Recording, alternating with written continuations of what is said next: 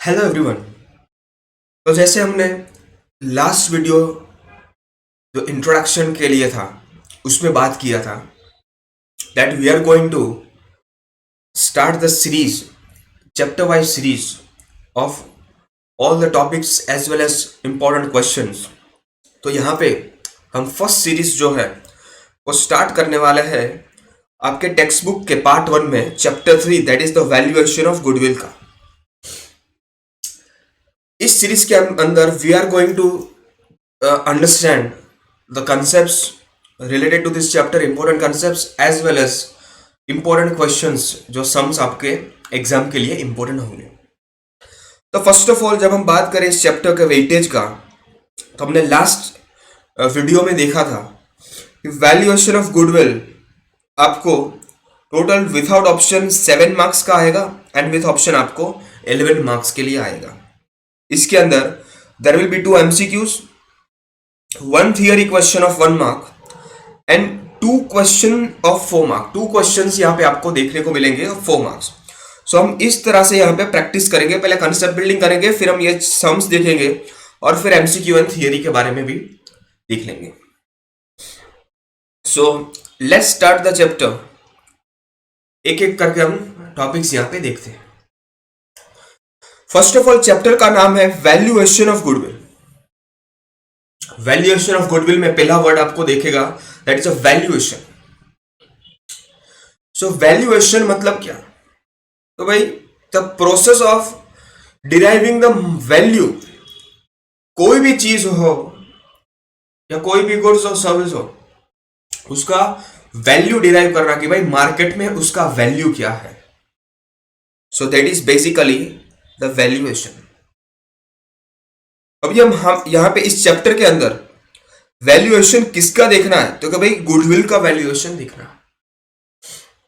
तो अभी गुडविल को समझने के लिए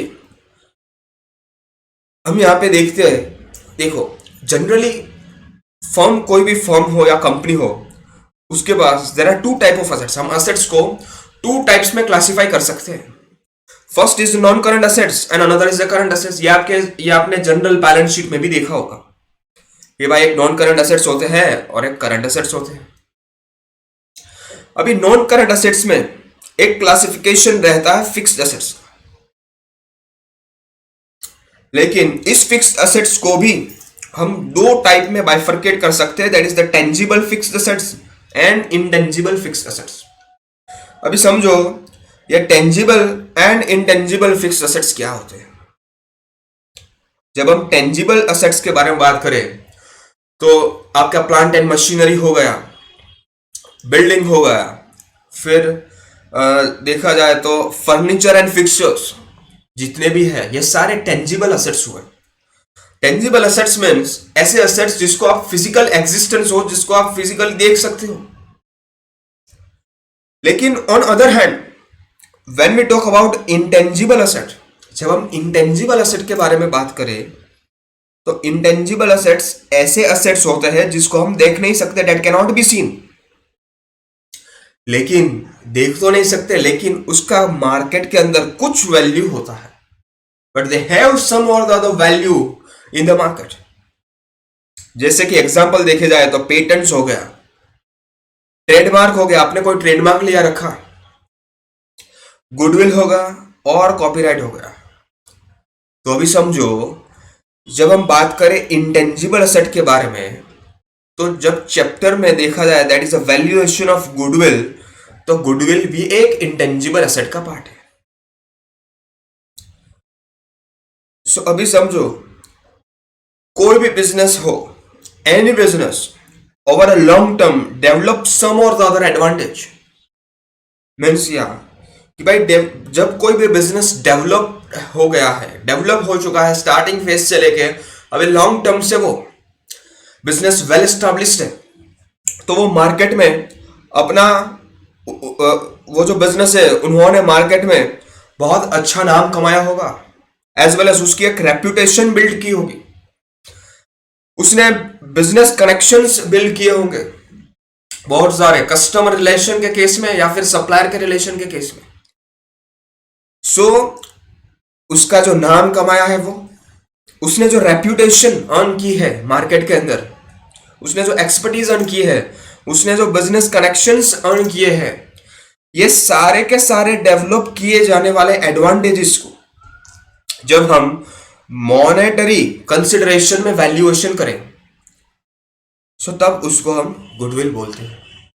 सो बेसिकली जब हम गुडविल के बारे में डिफाइन करें गुडविल को, so goodwill is an intangible asset.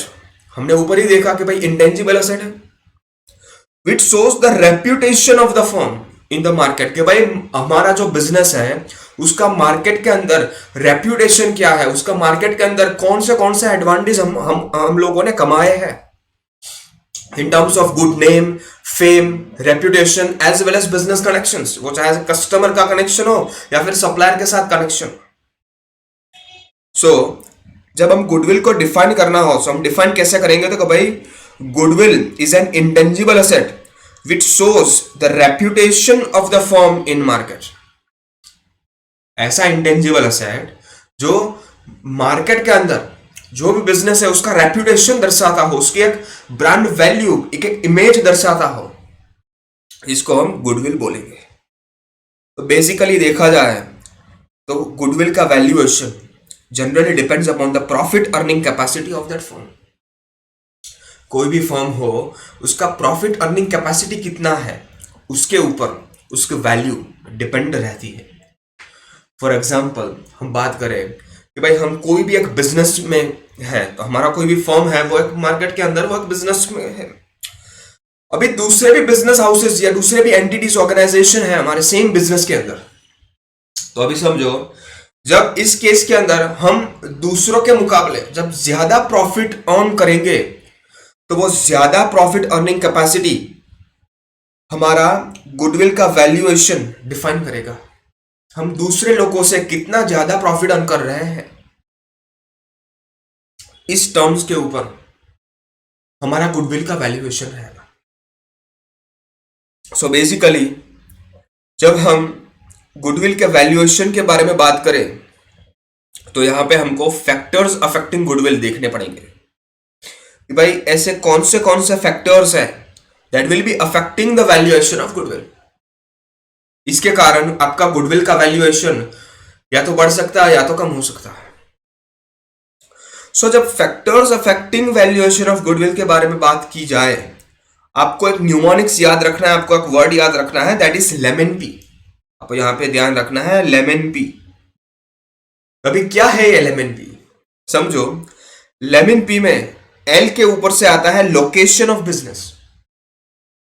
अभी समझो अगर आपका बिजनेस है, अगर आपका ऑर्गेनाइजेशन है वो सेंट्रली लोकेटेड, कोई भी एरिया के अंदर वो सेंट्रली लोकेटेड है, तो कस्टमर का ट्रैफिक ज्यादा रहेगा उसके अंदर, एज वेल एज आपका सेल्स इंक्रीज होगा, आपकी प्रॉफिटेबिलिटी इंक्रीज होगी एंड डायरेक्टली आपका वैल्यूएशन ऑफ गुडविल भी इंक्रीज होगा, उसके ऊपर डायरेक्ट इंपैक्ट होगा। तो location of business plays very important role while valuation of goodwill. अभी ई के ऊपर से आता है that is the efficiency of managers. भाई आपका मैनेजमेंट जो है वो कितना एफिशिएंट है। अगर मैनेजमेंट एफिशिएंट रहेगा तो जो वर्क एरिया है उसकी प्रोडक्टिविटी बढ़ेगी, प्रोडक्टिविटी बढ़ने के कारण सेल बढ़ेगा, सेल बढ़ने के कारण आपका प्रॉफिट इंक्रीज होगा and profit increase will directly impact the valuation of goodwill. So efficiency of management plays a very important role in valuation of goodwill. Next M के ऊपर से आता है मार्केट सिचुएशन। आपकी मार्केट सिचुएशन क्या है, आप कौन से मार्केट में हो। आपने इकोनॉमिक्स में देखा होगा कि भाई there are different types of market, oligopoly market, monopoly market, monopolistic competition या फिर परफेक्ट कंपटीशन। सो आप मोनोपोली मार्केट में हो या फिर आप लिमिटेड कंपटीशन मार्केट में हो। That also plays a very important role in valuing the goodwill. अभी O के ऊपर से आता है other special benefits। आपका तो ऑर्गेनाइजेशन है उसके पास कौन से डिफरेंट स्पेशल बेनिफिट्स हैं, जैसे कि कोई भी स्पेशलाइज्ड लाइसेंस आपके पास हो, आपके पास कोई स्पेशलाइज्ड प्रोसेसेस का पेटेंट हो, ट्रेडमार्क हो, तो ये सारे other special benefits plays a very important role, वो गुडविल वैल्यूएशन में बहुत इंपैक्ट करते हैं। फिर एन के ऊपर से आता है नेचर ऑफ बिजनेस। अभी नेचर ऑफ बिजनेस क्या है, तो कि भाई आप कौन से प्रोडक्ट्स या सर्विस में हो मार्केट के अंदर, आपकी जो प्रोडक्ट है या फिर आप जो भी सर्विस प्रोवाइड कर रहे हो वो कस्टमर को वैल्यू डिराइव करने में कितना हेल्पफुल है, कस्टमर को कितना वैल्यू एडिशन कर रहा है आपका प्रोडक्ट या services. So nature of business also plays a very important role. And last में पी के ऊपर से आता है पीरियड ऑफ बिजनेस। आपने आपका बिजनेस जो है वो अभी एस्टैब्लिश किया, मींस आप बिजनेस के स्टार्टिंग फेज में हो या फिर आप वेल एस्टैब्लिश्ड बिजनेस ऑर्गेनाइजेशन हो।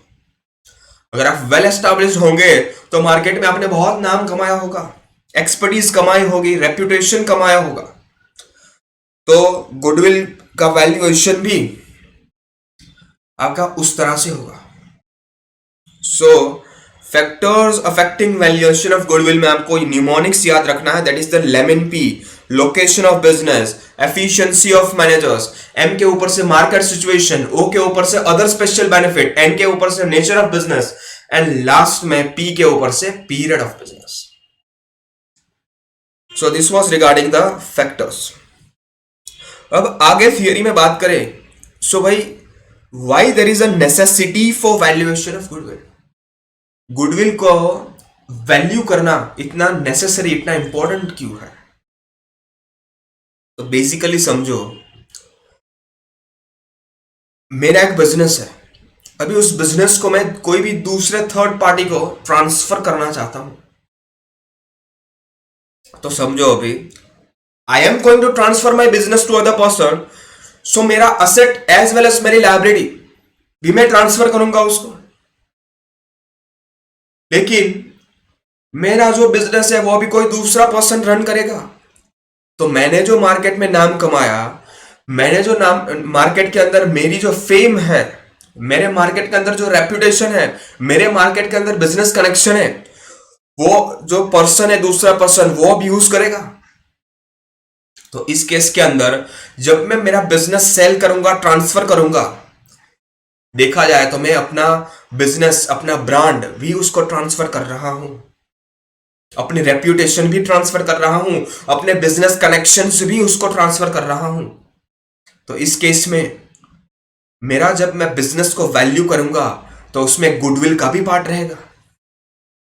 सो गुडविल हम कैसे कैलकुलेट करेंगे, तो कि भाई हम वैल्यूएशन ऑफ गुडविल करेंगे बेस्ड ऑन सर्टेन पैरामीटर्स। हम यहां पे मेथड्स देखेंगे गुडविल के वैल्यूएशन के बारे में। तो goodwill valuation become necessary in certain cases, जब हम बिजनेस पूरा का पूरा किसी और को ट्रांसफर करते होंगे।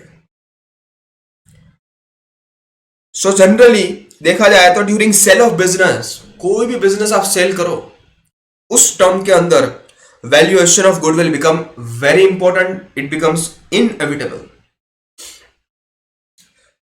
जब हम बात करें in case of company, company के अंदर जब कोई भी कंपनीज का मर्जर हो, अमालगमेशन हो या टेक ओवर एक्विजिशन हो, उस केस के अंदर वैल्यूएशन करना इनएविटेबल रहता है।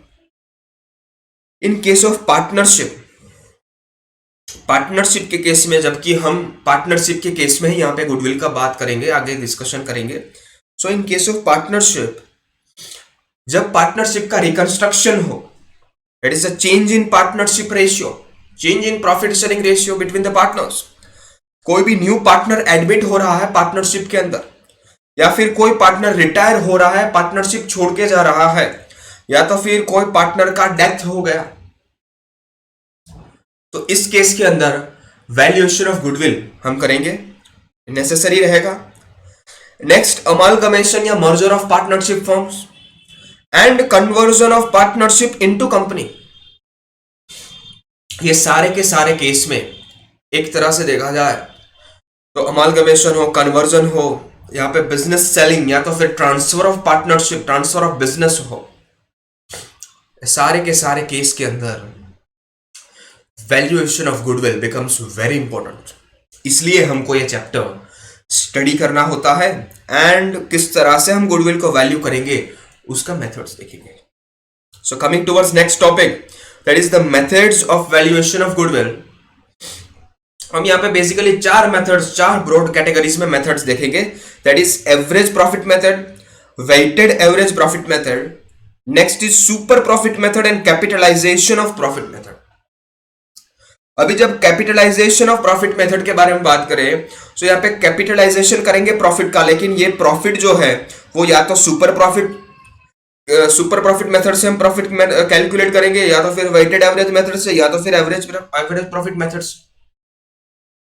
सो कैपिटलाइजेशन ऑफ प्रॉफिट मेथड एक अपने अंदर बहुत ब्रॉड कंसेप्ट है, एंड बेसिकली ये चार मेथड हमको यहाँ पे सीखनी है.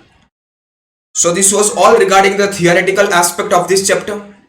अब नेक्स्ट सीरीज के अंदर, नेक्स्ट लेक्चर्स के अंदर हम यहाँ पे देखेंगे कि different methods of valuation of goodwill.